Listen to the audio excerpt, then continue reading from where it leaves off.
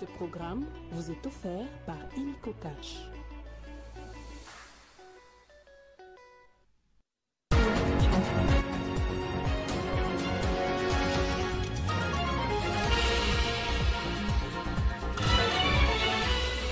Le président de la République a pris part à la cérémonie d'investiture de Madame Netumbo, nouvellement élue présidente de la République sœur de Namibie.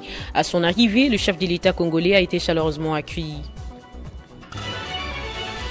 Clin d'œil à son nom, la trisomie 21 ou syndrome des dames n'est pas une maladie mais une anomalie génétique, la cause principale du retard mental chez les personnes déficientes intellectuelles. Chaque année, depuis 2002, cette journée est organisée afin de sensibiliser le grand public à cette anomalie génétique. À Kinshasa, la ministre des Affaires sociales, Action humanitaire et solidarité nationale, Nathalie Aziza Mounana, a porté les regards sur les personnes atteintes, à suivre tout à l'heure. Et les Léopards de la RDC ont pris provisoirement la tête du groupe B après leur victoire face au Soudan du Sud sur les scores étriqués d'1-0. Le journal sur Télé 50, Madame, Messieurs, merci de nous suivre. Ouvrons ce journal avec cette nouvelle. La nouvelle présidente de la Namibie, Netumbo, a prêté serment ce vendredi à Windhoek après des élections de novembre 2024. Plusieurs chefs d'État africains ont rehaussé de leur présence à cette cérémonie, notamment le président congolais Félix-Antoine Tshisekedi Tshilombo.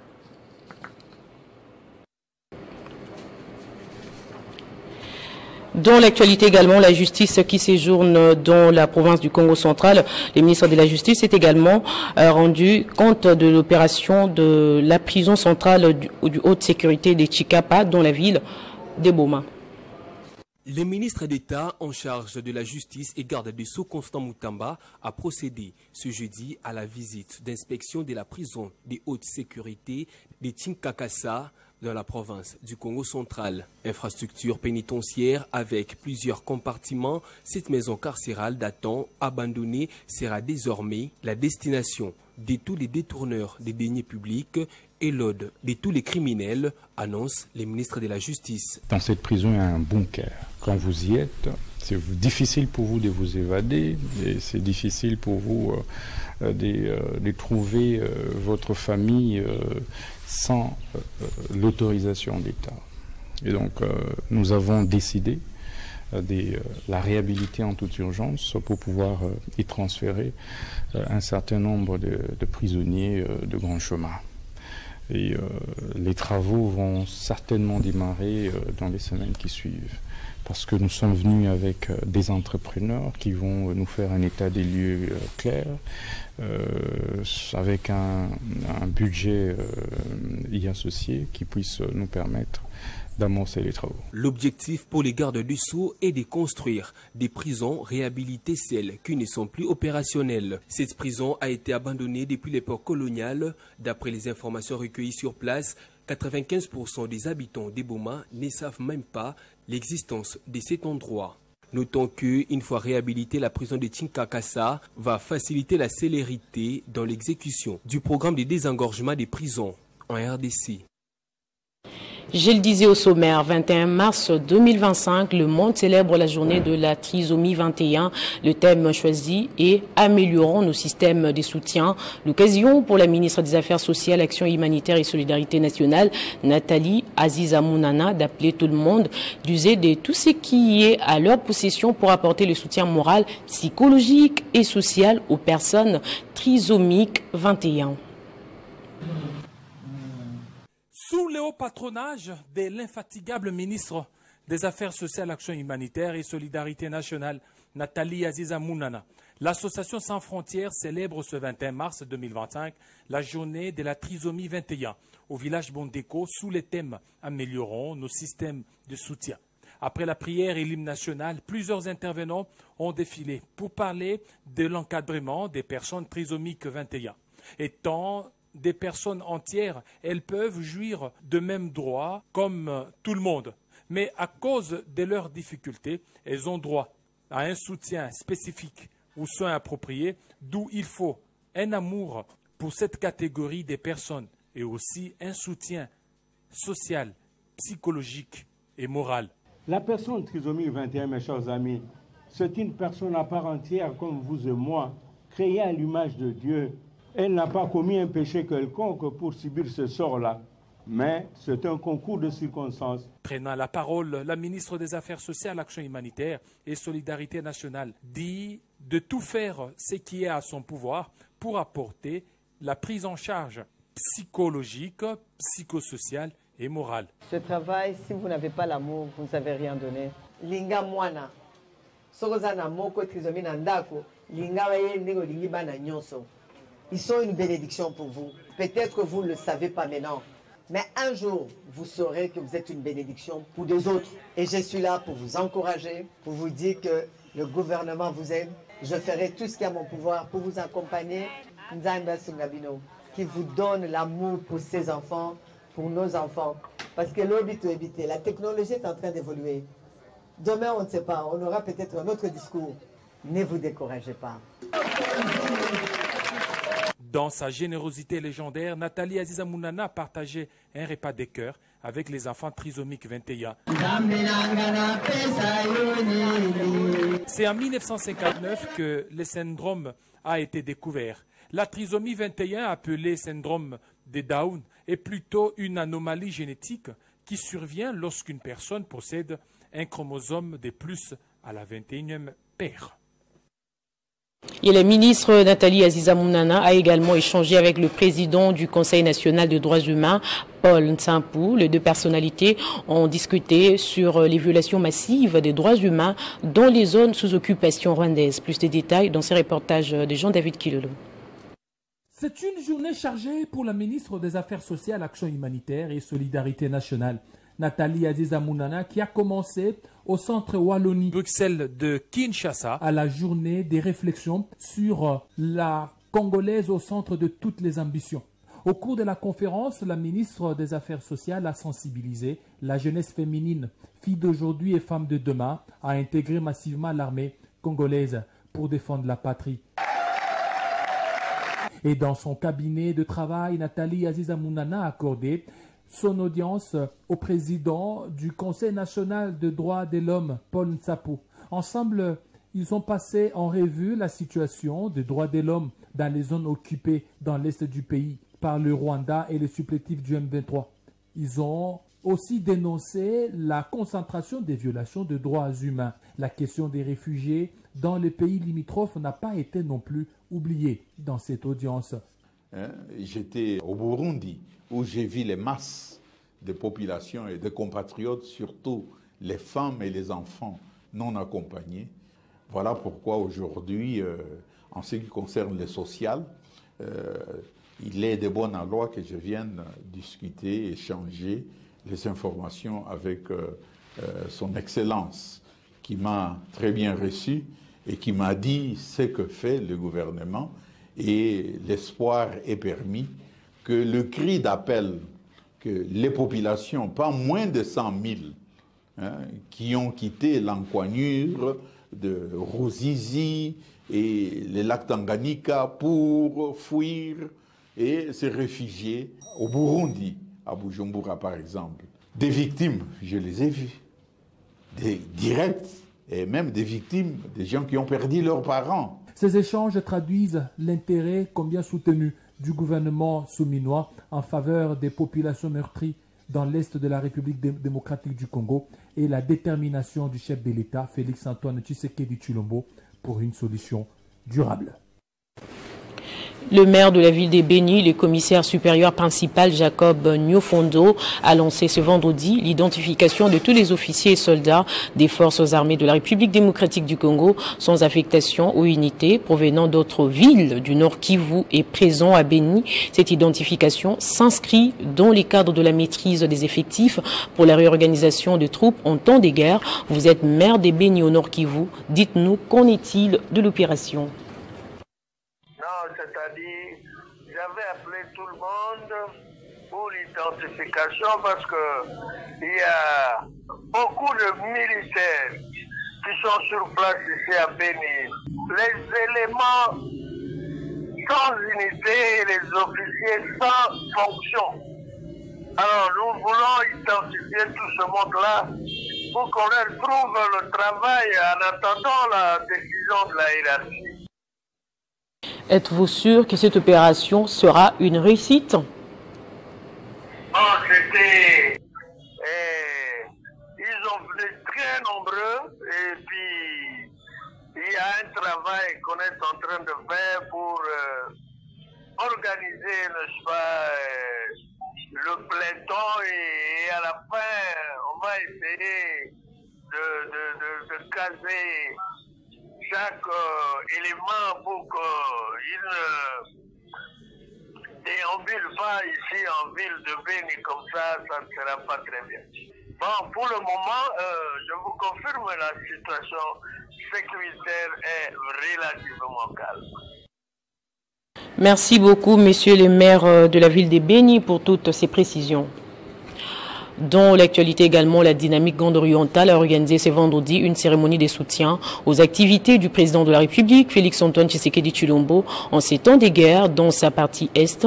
La structure a également profité de l'occasion pour exprimer sa gratitude au chef de l'État et également autorité morale de l'Union sacrée de la Nation. Notables, membres du gouvernement, députés, sénateurs et membres du présidium de l'Union sacrée de la Nation de la Grande Orientale, tous ont répondu présents à cet appel au soutien aux activités du président de la République en ce temps de crise au pays. Viva! Viva! Viva! En présence d'André Mbata, secrétaire permanent de l'Union sacrée de la Nation, la Dynamique Grande Orientale a d'abord lu sa déclaration de soutien avant de présenter ses membres. C'était aussi une occasion pour la DGO d'exprimer sa gratitude au chef de l'État Félix-Antoine Tshisekedi pour le choix de ses ressortissants comme membres du présidium élargi de l'Union sacrée de la Nation. Tout ce que nous pourrions dire, c'est d'abord remercier également Dieu, ensuite réitérer, si vous voulez, notre soutien indéfectible à son Excellence Monsieur le Président de la République. Je dirais mieux renouveler notre révérence à sa personne, aux forces armées de la République du Congo, ainsi que à toutes les institutions qui l'accompagnent à l'effet de mettre un terme à la énième aventure soldatesque de Kagame sur notre territoire. Ceci avant de réitérer leur accompagnement sans faille aux garants de la nation. La Grande Orientale a voté autant que toutes les autres grandes entités congolaises aux dernières élections pour le président Tshisekedi. Et cela va de soi. Nous devons l'accompagner. Et l'accompagner parce que par-delà sa personne, c'est d'abord le Congo. Qui aime le Congo n'a pas de choix que de soutenir le pilote qui a notre avion à plein vol. Et il s'appelle Félix-Antoine Tshisekedi Tshilombo. Et la journée se clôture en beauté avec une photo des familles. Aider l'université protestante au Congo à être meilleure est l'objectif de la campagne lancée par Augustin Matata Pogno à l'intention des anciens et nouveaux étudiants de cet établissement avec comme slogan « J'aime UPC et je vais la rendre meilleure ». Les slogans « J'aime UPC, je veux la rendre meilleure » résonnent comme un cri de ralliement au sein de l'université protestante au Congo. Cette philosophie, bien plus qu'une simple phrase, incarne un appel à l'action pour tous les étudiants anciens, tout comme nouveaux. Le professeur Matata Pogno, ancien étudiant de cette université, a encouragé les étudiants à imaginer un avenir meilleur pour l'UPC. Si vous avez choisi l'UPC, c'est parce que vous y avez trouvé des qualités qui vous permettront de devenir des meilleures versions de vous-même. On choisit après avoir aimé. Si vous avez aimé l'UPC, si vous l'avez choisi, c'est que vous avez trouvé en l'UPC des qualités qui vous conviennent, des qualités qui vous plaisent, les qualités qui vous permettent d'atteindre votre objectif, d'être meilleur et d'être utile à l'humanité. Ce projet vise également à renforcer les liens entre les générations présentes et passées. Matata Pogno a lancé un appel à l'engagement, invitant les anciens étudiants et les nouveaux à se soutenir mutuellement dans cette quête d'innovation et de progrès. Comme premier acte, Matata Pogno ouvre la voie avec un don des arbres à planter dans cet établissement. Et c'est les recteurs qui posent symboliquement l'acte en présence des étudiants. L'une des manières de rendre l'UPC meilleur, c'est de nous baser sur l'écologie, planter les arbres tout l'UPC, donner les idées pour l'UPC, embellir les infrastructures de l'UPC, du côté recherche, du côté académique et du côté de l'administration. L'UPC se positionne ainsi comme un véritable creuset d'idées et d'initiatives où chaque étudiant est encouragé à jouer un rôle actif dans son développement. Ensemble, ils peuvent bâtir un avenir prometteur pour l'université et par extension pour la société. Le gouverneur du Haut-Lomami, Banza Mouloumé Marmon, a effectué la ronde dans les différents centres de santé du chef-lieu de sa province pour se rassurer de l'effectivité des activités vaccinales de routine chez les enfants. Pour répondre aux engagements du gouvernement provincial avec ses partenaires techniques et financiers de la santé dans le cadre de la lutte contre les maladies à prévention vaccinale, le gouverneur du Haut-Lomami, honorable Banza Mouloumé Marmon, à ses côtés le ministre de la Santé et toute son équipe technique, a fait une ronde ce vendredi 21 mars dans les différents centres de santé de la place, question de se rassurer de l'effectivité des activités vaccinales, des routines chez les enfants, au centre de santé Congo, en passant par celui des Katouba 4, Maïlamene, partout où l'autorité est passée, les mamans lui ont réservé un accueil chaleureux, signe d'accompagnement dans cette lutte.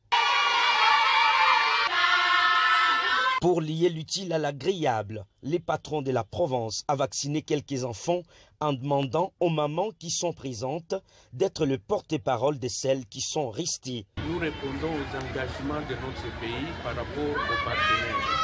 Nous avons visité le centre, c'est pour aller sensibiliser les mamans.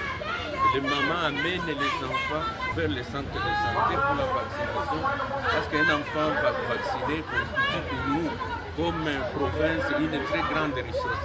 Nous ne l'avons pas fait seulement ici en ville, nous allons le faire aussi en dehors de la ville pour que la même activité puisse continuer. Nous voulons avoir 0 enfants non vaccinés. Sans se lasser, le gouverneur Banza Mouloumé Marmon a également effectué une descente à Mouitoboué, village repérable à plus ou moins 18 km des Kamina, chef-lieu du Haut-Lomami. Sur place, les mêmes opérations se sont déroulées en toute quiétude. Le message était le même, demandant aux parents de matérialiser la vision du chef de l'État, celle d'offrir à la population la couverture santé universelle par la vaccination. Délivrance des permis de conduire biométriques, la volonté y est, mais seulement il se pose un problème des recettes.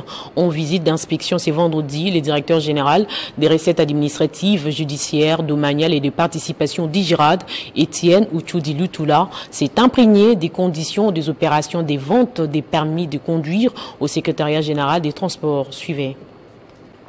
Le directeur général des recettes administratives, judiciaires, domaniales et des participations des GIRAD, Étienne Ouchoudi Lutula, accompagné de son adjoint Jean Kamouina, a procédé ce vendredi à la visite d'inspection des opérations de vente de permis de conduire au secrétariat général de transport. Nos relations étaient trop faciles que cette histoire ici, nous puissions l'accompagner jusqu'au bout. Sur place, il a commencé par une séance de travail qui a abouti à des discussions sur les problèmes qui dérangent un peu le processus de délivrance des permis de conduire. C'était avec le secrétaire général au transport, le directeur général du prestataire auto et du représentant de la Commission nationale de délivrance de permis de conduire, CONADEP. Après le lancement de permis de conduire biométriques, il a été observé qu'il n'y a pas suffisamment de recettes.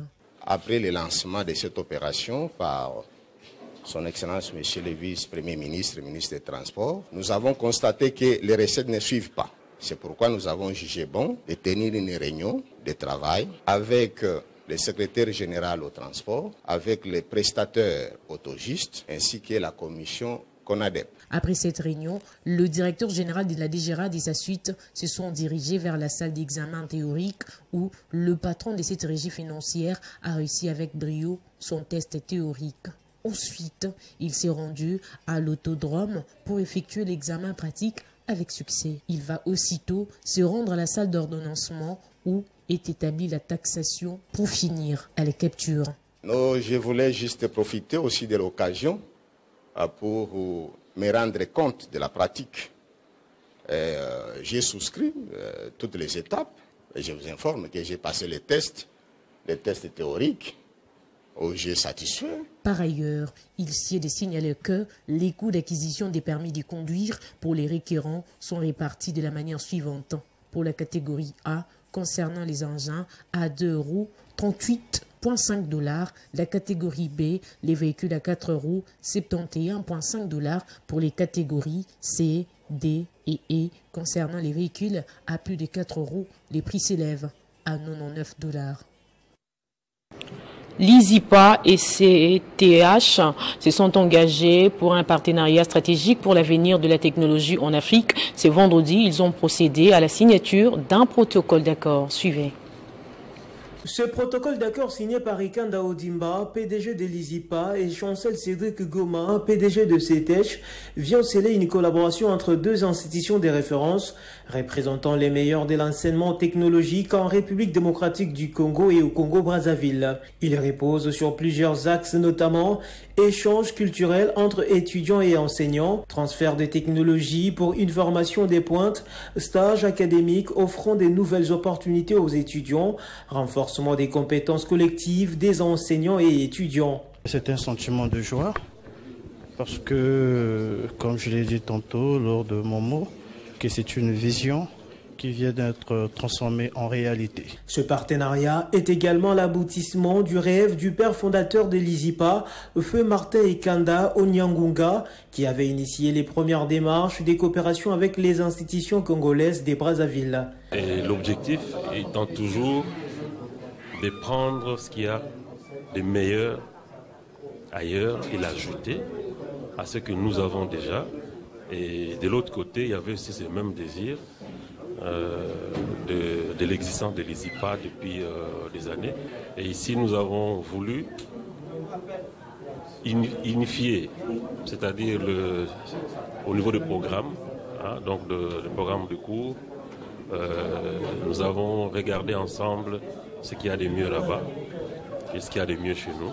Et nous avons retenu le meilleur pour nos étudiants, pour notre jeunesse, la jeunesse des deux côtés du fleuve Congo.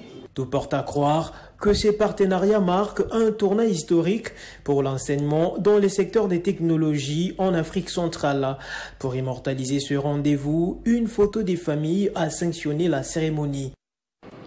En sport, pour finir, les Léopards de la RDC ont pris provisoirement la tête du groupe B après leur victoire face au Soudan du Sud sur les scores étriqués d'1-0. L'unique but de ces matchs a été inscrit par Théo Bongonda peu avant la pause. En retour des vestiaires, rien n'a changé au marquoir malgré les entrées de Cédric Bakambu, Meshak et Dokazembe et Grady Diangana avec 10 points dans son compteur. La RDC tentera de faire un résultat positif mardi face au Maraboutoun de la Mauritanie. Place au rappel des titres à présent.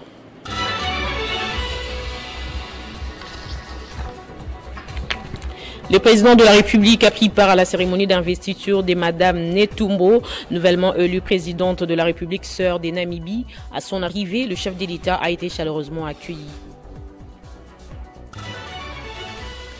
Clin d'œil à son nom, la trisomie 21 ou syndrome des Down n'est pas une maladie mais une anomalie génétique.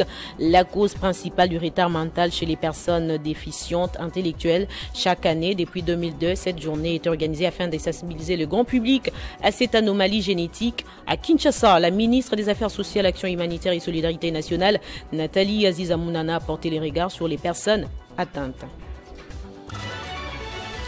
Et les Léopards de la RDC ont pris provisoirement la tête du groupe B après leur victoire face au Soudan du Sud sur les scores étriqués d'1-0.